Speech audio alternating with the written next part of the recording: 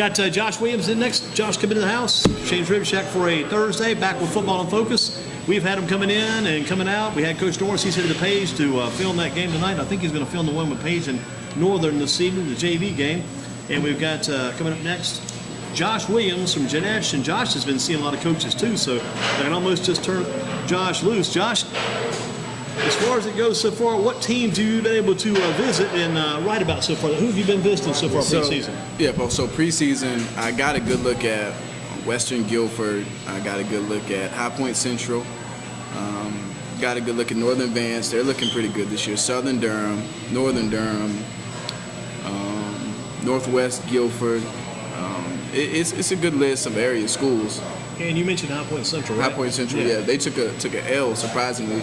I think they lost to North Davis, so I wasn't really surprised. North Davis has got a really good program. That's going to be a good team. Yeah. What about the improvement you've seen among this? You saw them some last year, Western Guilford team. Are they much improved this year? Yeah, very, very. What do you like about them? Well, I like the fact that Coach Clay came in, and they said it last year, it was going to be a real rebuilding year for them, and that they were going to try to teach up some of the younger guys so that they can, basically sacrifice last year and say, hey, this is our year that we're going to make a print. Western Guilford is going to become a program that can compete. And they have an excellent staff.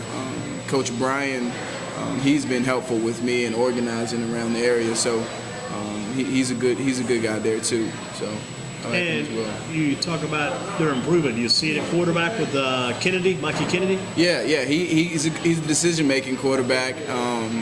They run the spread there, and they also do a lot of dual threat plays where it may be a key. They're keying like a defensive player, and if he bites on the spread or the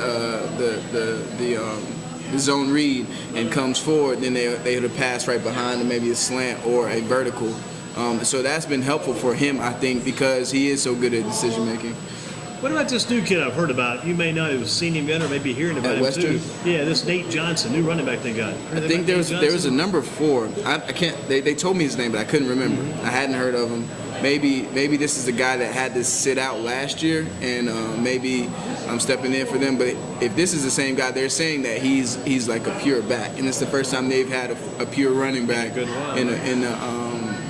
a few years. So say he's hard-nosed. He had 94 yards last week. I was kind of impressed with that. Yeah. He's a hard-nosed guy. He runs, and he runs behind his pads.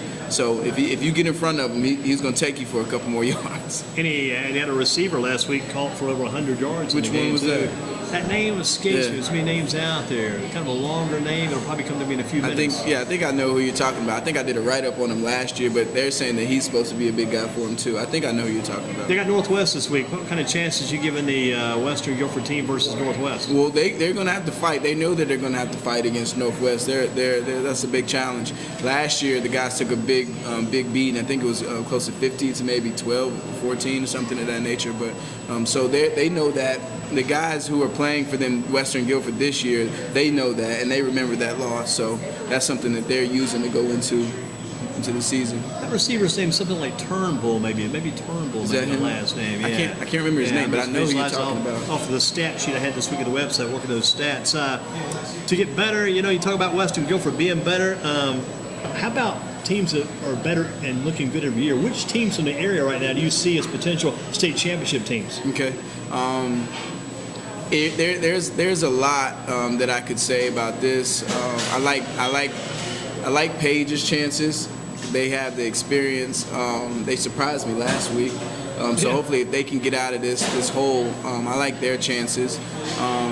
Obviously Northern Guilford is a competitor. I was looking for High Point Central to do some things with Chavis Little.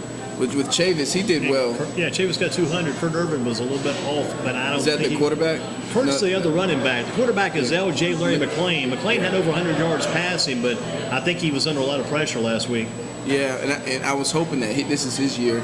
Because last year he started the season at quarterback, McLean did, but then he got replaced by Jeffrey Wall because they had to go with a better athlete to get the team moving. So McLean watched the last part of the year, but he's young. I think he's only a junior, so he's got some possibilities. Well, I'm looking forward to him doing some big things. But the Chavis little kid, Kurt Urban, too, very talented young and the man. thing with Chavis is he's far underexposed. He doesn't have any offers going into his senior year right now. And so I've been trying to help him out and kind of put his name out there between my connections.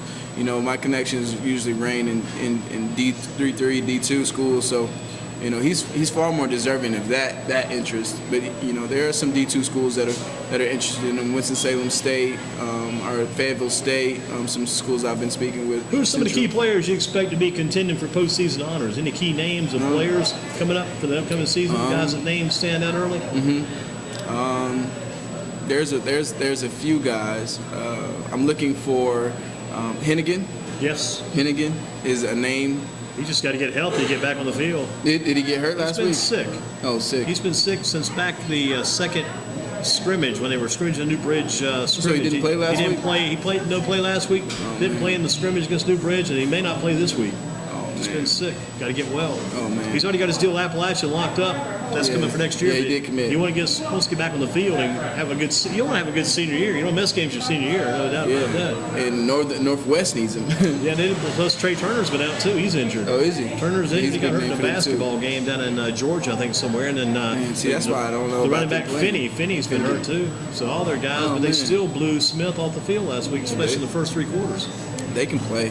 They got some talent at Northwest. They had some kids that stepped up last week. Got to commend them for that. Well, they got Something Cameron big. Cloud. Did you heard his name? Great receiver. Yeah, and he's a young guy. Young guy, exactly. He's only a sophomore. Yeah. Got a new quarterback, Jacob Leonard, seems to be leading the team pretty well too. I've spoke with LA Logan. Yeah. He's coaching there at Northwest now. Coach those receivers. Yeah. So they're saying that he can find where the open receivers are. So, you know, I guess good decision making is another thing that he has good quality for him. So. Where will you be tomorrow night? So I'll be at the Northwest and Western game. You'll be at that game? I'm gonna check that out. Good deal. Good deal. See how those guys do. I'm looking forward to it. Coach Clay is excited about that game. So that used to be, and still is to some degree, used to be the big game in that neighborhood because those schools are so close together. Yeah. Well, that's probably was it during the time I was at Guilford. Yeah, it's been a hot rivalry in all sports for quite a few years just because those kids know each other so good. Yeah. Now, Northern Northwest is bigger than the Western Northwest, but the Western Northwest thing is still big year in, year out by the time they get together. Yeah. Well, they seem like to bring some good energy when they play. Now, you're scheduling the day of the game. What time do you get there and start checking in? Start getting ready? Yeah, so I usually get there 7:30 game last week. I got there 6 o'clock. That's good. And just kind of hanging around. I was on the sidelines. Getting the feel for what's going on prior to the game. Yeah. Just seeing the environment. I like to be around the field if I can be too. Like when I do broadcasts, I can't. You got to stay around that box better. But if you're visiting the game, I like to be around the field. The guys run on the field. So what kind of energy to bring into the field that night? Yeah, I love it. And I used to play, so it's just like I get those chills bumps. I'm like, man, I want to hop back on the field one time. Yeah. That's what Coach Patterson and Andrews say. I said, what would you like to do if you could do anything about the coaching and the team getting ready? Because his new coach, Hop on Andrews, and she said, of all things, I want to be back on the field. He's an older guy, right? He's mine. Yeah. He wants to go back on the field. Yeah, same age, crazy. But he's a good coach, and he's got a lot of energy over there, too. Yeah. The coach or coaches that you would probably most like to emulate if you were being a coach, if you were doing some coaching. Some of the coaches around here you might want to emulate, do things like they do. So, I have to say Coach Roscoe. You know? I went to watch a Northern Guilford practice, and he's retired this year. Yes, I went to watch a Northern Guilford practice last year, and he was just kind of sitting up at the top of the press box, just overseeing practice while his assistant coaches were basically running things, and the leadership of his football team were running things. And I'm like, man, that's like a college atmosphere there. So, he took a business approach, and it showed. He's had a good program every team he's been with. So that's somebody. Any other coaches you know of around the area you might want to follow in their line? Let's see. There's plenty, but I'm trying to think more so, tactical reasons. I've watched Coach Timmons. I've watched him. He's real good. He's at Knightdale this year. Yeah, he went from Graham to Knightdale, didn't he? Right. Yeah, he has a really good personal connection with his players, and his players trust him. They believe in him, and then when he needs them, they rally around him. So I guess he's been doing these things throughout the week, throughout his years coaching, where he can build that relationship that's something that I think I try to take after too. Now, back when you were playing college football, what was your game day like? What did you do? How did the schedule work on game day? Because I know some guys, man, even now, for some reason, I've been waking up. I'm not a guy to game, but it's just because of the season, time of year. I'm waking up early. I'm waking up like sometimes some mornings around 5:30 or 6 o'clock early. But how about yourself? What time did you get rolling on game day back in college? Man, say if you guys got Greensboro College this Saturday, what's that Saturday like for your game day? Okay, so it would vary. So this game will be at 7 o'clock, right? I think it's going to be. That makes a difference. Yeah. So I would wake up. I was going to still wake up early. I would get up about 9 o'clock, 10 o'clock. But I was hitting some schools that Friday before. So I would do my write up that morning. Also for the 1 o'clock games, I would do the same. So once I finished up my work, I would go get a bite to eat, and then I would just stretch. We have a gym, and I would just go stretch, listen to some music. And then the coaches had like a pregame type of operation that he wanted to take us through, where we brief about special teams. You guys began to get together as a team at a certain time. Yeah. So that was the team together on the 7 o'clock game. So 7 o'clock, we were probably going to be there 5 o'clock, 5:15. That's where we got dressed. We had our meetings, and we just kind of wanted everybody around each other. Then we started doing pregame warm-ups around at 7 o'clock game. We did about 6 o'clock. 6 o'clock to 6:15. Now, when you guys got together, what time did you guys get together again as a team? So let's say it'll be about 5:15. When they came walking in at 5 o'clock, 5:15, everybody comes in. It's all business. Yeah. Well, you got your different personalities though. So you got the leaders of the team captains. They're probably going to be serious. They're probably going to have their music on. The intimidating look, and then you have your people who operate on a more laissez-faire attitude, but still can turn the switch on, and they just kind of relax. They're kind of just hanging out. Me, I just was a quiet guy. I sat in my cubby, I had my music on. I read sometimes, so I was just kind of that trying to relax my mind type of person, real low key. You were kind of low key, and then you turned the switch on. Yeah. That was the type of person I was. Yeah. What do you think's the best place to go watch a high school football game around here? I like the Simeon Stadium.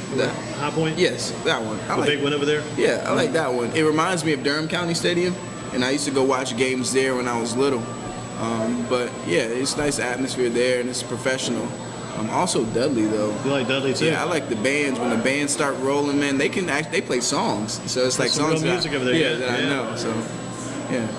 I like that atmosphere. And you got the Western Guilford stop tomorrow night. You been there before? The Western Guilford. Yeah, you been to their field before? Yes. I've been a couple of those. At some point, those were one of the games I was going to when I was at Guilford, because it's walking distance. Yeah. So you actually walk over there a few times? Yeah. This is low on your part, because it's not a long walk over there, but still you got to add a few steps. Yeah. A little bit. Yeah. But I wanted to do it. It's kind of a neat day, because you just pop out on a Friday night, got a game the next day, trying to get your mind a little bit of something else, relaxing for the game. Relaxing. Pop over to the Western Guilford game, walk over there, and walk back. It was relaxing. Yeah. That's good stuff. Good stuff. To become a top-notch running back, and some of the kids right here on that level, that's the position you played back in the day, by the way, what do you need to do to get to that top level as a running back?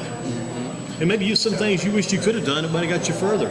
Maybe some suggestions. Say, I'm out of it now, but I got some ideas, these guys. I can help you guys. Yeah. So I think it's just more so a mindset at running back. The coach is going to ask you to be on the offensive side, the enforcer, the hammer. So you have to go get those tough yards. You have to be able to, put your head down when you see two people coming at you. You have to be looking for contact. You have to, make sure you secure the ball. It's just you're someone who has to always show up each play. So I think that you should prepare yourself like that in the off season, so that when game time, it's not like you're trying to call this quality or this skill out of thin air, but you prepare yourself. You got I think Coach said about 8 months to prepare for the season, and you're only going to play you got 7 months to prepare for the season. You're only going to play what, four the month. You got September, October, you got 3 months, that's it. Oh yeah. Because you throw August out, because your first game, Guilford's playing Greensboro September 3rd. You got 3 months. So you're saying basically the rest of the time you're in college or when you're in high school, you should be preparing. So you have all of those months. How do you prepare to get hit though? In the off season. Okay, I get you. I used to do visualization. So I would, even if I was checking out some of my plays, I would draw them up, and I would make different plays, ways that the defense could react to what we were doing. So, I would just kind of say, oh, if he's, pressuring my outside shoulder, would have to make a jab step and cut back inside. Those were type of things that I did. You're very confident as a runner, I'm sure, going in, and I'm confident too until I get hit. How does it change after you get hit that first time? Before I get hit, I'm going, I don't feel nothing. I'm not being. Once you get popped one good time, how do you come back after that strong hit and respond to get good again and get back in that mode? I got to be ready now because there is going to be some warfare out here. Yeah. Well, I think we all need that initial pop. I think it happens in the first quarter, within 3 minutes of the game. But after that, everyone, is ready to roll. But, that's not something you can prepare for. And your senior year was cut short by injury, right? Yeah. How many games did you get in that senior year running back? Just the one game? No, so I got my first game at Greensboro, and then I got 3 more games after that. So you played about a total of 4? 4, yeah. 4 out of 10. It sucked watching those games. But I bet it did. But you still go back over there? Yes. I was actually over there last week. I was checking out their practice. You like the new turf? I mean, it's not much different than the old turf. It's just new. Yeah, that's what I was just. It doesn't look too much different, but I mean, I guess it plays different. Yeah, it's brand new because I've been up there all summer watching those guys put the thing in, and it looks good. I liked it better though because what they do, they run the rollover to kind of make it look like a darker green. It does. It was like I like that lighter green. I wish it was like that. That was just me, but it looks more collegey.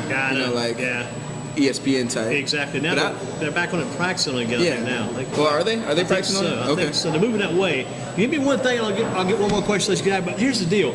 What's this big thing? That looks like a trampoline, and they bring over there. You know the big yellow thing now? It's got it looks like a trampoline. I guess the linemen do some of that thing underneath. Yeah. Every school's buying those. What is that thing? I saw it, but I think it's a drill. I think it's a drill to keep the linemen low. I want to say, but I didn't see them get a chance to use it. But it looks like somebody may jump on top of it around like a trampoline. But I think it's for the linemen to keep them low. But I don't know exactly how to use it. It doesn't look like it's cheap either. It looks like it costs a few bucks. Yeah. Well, they deserve new equipment though. They deserve it because they've been putting in work. Coach Savage. They're picked to finish third this year. Yeah, but I didn't like that. You think better? Yeah. At least, I don't know. Nah, that's just my perception. But I heard Hampton-Sydney lost a good bit of their seniors. Yeah. So, I don't know. I don't know how they pick those things, It's out of our control, but I guess we'll see how the season goes. How about this? If you could visit any place in the world, where would you visit? Any place, you just after Friday night, you work hard all week long, and you get to take a trip, where would you visit? Any place in the world. Still Cancun. I want to go there. My parents went there for that. One time, maybe. Their parents went there for. My parents went there for a honeymoon. What's the world place you would not go? You would not go there in any circumstance. You wouldn't go there. Is there a place like that? Antarctica. Cold. Just a cold. I asked this question to people last week because I was watching TV when they got me thinking, where's the place you go? Where's the place you would not go? Then I was watching TV. It was, I think, on CNN or Fox News. They were showing Louisiana after that flood. And all those people had their stuff stacked up by their house. All their, I thought, man, I would not want to be there. Man, it's terrible out there for them. It's rough. They're strong, though. Yeah, this one guy, the one-man gang, the former professional wrestler, he had his house wiped out by that. Yeah, George Gray, I read about it. He started a YouFundMe site. He did it? Yeah, started his own YouFundMe site, I hate that for those people, though. Well, I know we got to get motor for you. Yeah. Keep up the good work. You got your meal ticket? Janesh, go to your website. JaneshSports.com. Get on it and get ready, right? Yes, sir. Some good football news, good football information? Yeah. A lot of stuff up there. You can be at Westover tomorrow night. Yeah, I will. Good deal. Thanks, Andy. Thank you, Josh. Always keep up the work, my man. We got now.